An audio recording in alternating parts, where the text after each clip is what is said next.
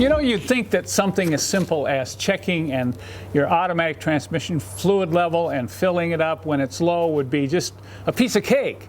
But I know from the number of emails that I receive from our customers, it's not that easy. In fact, it can be quite frustrating trying to actually see on the dipstick where the fluid is, and then knowing how much to put in there, and then what in the world do you do if you put too much in there? Does that mean you got to get into the car and drain it out of the pan and create this mess on the ground?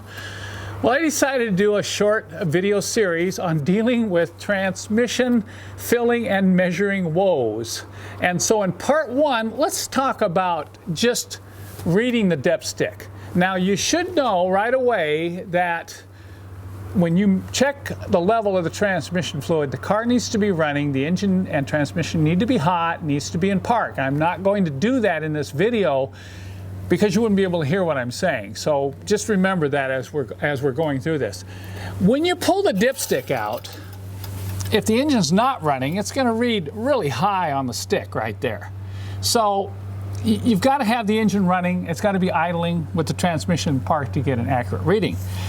And when you clean the dipstick off, you want a lint-free towel. You can use a chamois, but do not, and I'm going to repeat, do not use paper towels, do not use napkins, do not use an old rag that has lint in it, because that lint can get down into the transmission and can actually cause problems with shifting because that gets into the valve body.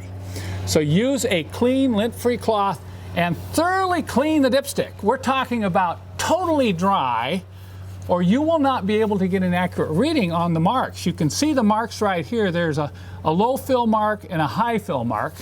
And when you stick it into the transmission, lower it down to where you're about 6 inches above the top of the fill tube, and then push the dipstick down in and pull it out quickly.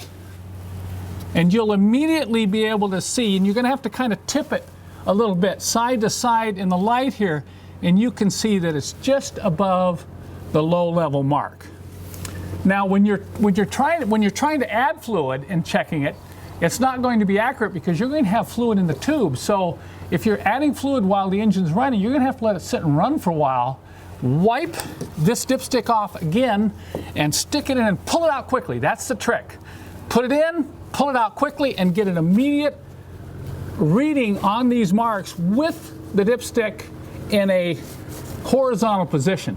And that's going to give you the best and most accurate reading.